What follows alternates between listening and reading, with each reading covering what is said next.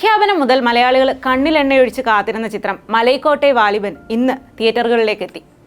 ഏറെ കാലത്തിന് ശേഷം ഒരു കംപ്ലീറ്റ് ഫാൻ ബേസ് മോഹൻലാൽ ചിത്രത്തിന് വേണ്ട എല്ലാ വരവേൽപ്പുകളും ഏറ്റുവാങ്ങിയാണ് വാലിബൻ അവതരിച്ചത്.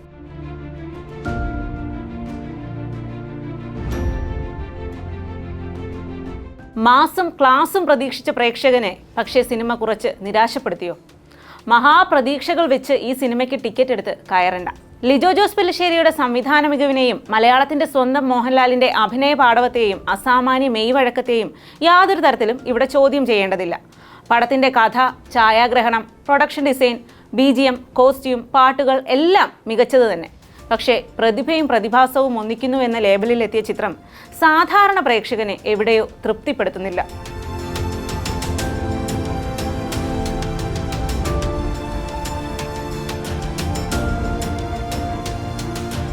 ചിത്രത്തിൻ്റെതായി പുറത്തു വന്ന ടീസറുകളും ട്രെയിലറുകളും പ്രമോഷൻ അഭിമുഖ സമയത്തുള്ള താരങ്ങളുടെയും അണിയറ പ്രവർത്തകരുടെയും ആത്മവിശ്വാസവുമെല്ലാം സിനിമയ്ക്ക് വല്ലാതെ ഹൈപ്പ് കൂട്ടിയിരുന്നു.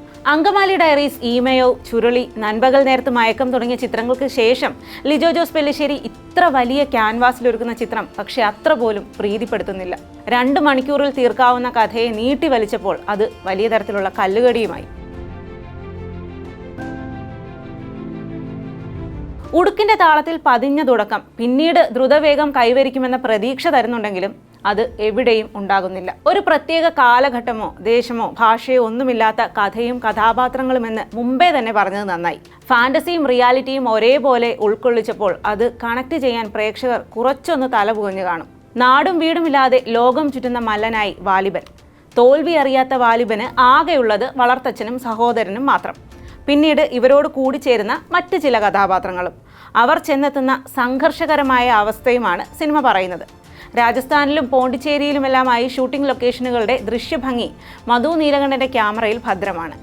രാത്രിയുടെ സൗന്ദര്യം കാണിക്കുന്ന അനേകം ഫ്രെയിമുകളും കാഴ്ചയ്ക്ക് വിരുന്നാകുന്നുണ്ട്. സിനിമയിലുടനീളം സംഭാഷണങ്ങൾ എന്ന പോലെ പശ്ചാത്തല സംഗീതവും വിനിമയം നടത്തുന്നുണ്ട്. പാട്ടുകളും മനോഹരം. മാസിന്റെയും ക്ലാസിന്റെയും ഇടയിൽ കുടുങ്ങിപ്പോയ ഒരു പക്ക ലിജോ ജോസ് പെല്ലിശ്ശേരി നാടകം എന്ന് ഒറ്റ വാചകത്തിൽ സിനിമയെക്കുറിച്ച് പറയാം. സിനിമ കണ്ട് തിയേറ്റർ വിട്ടിറങ്ങുമ്പോൾ ചിലപ്പോൾ നിർവികാരമായേക്കാം. നൻപകലിലെയോ ചുരുളിയുടേതോ പോലെ കഥയുടെ മറ്റ് അർത്ഥതലങ്ങൾ തിരയാൻ മെനക്കെടേണ്ടിയും വരില്ല.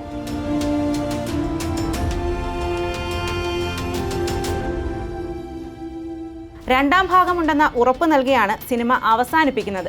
പ്രതീക്ഷകൾ ഏതുമില്ലാതെ അതിനായി കാത്തിരിക്കാം. ഏതായാലും ഒന്നുറപ്പിച്ചു പറയാം, മലൈക്കോട്ട കാക്കുന്ന വാലിബനായി മോഹൻലാലിനെ അല്ലാതെ മറ്റാരെയും അവതരിപ്പിക്കാൻ സാധിക്കില്ല. വീരനിൽ വീരനായി വാഴും മലൈക്കോട്ടെ വാലിബ ഇനി രണ്ടാം ഭാഗത്തിൽ കാണാം.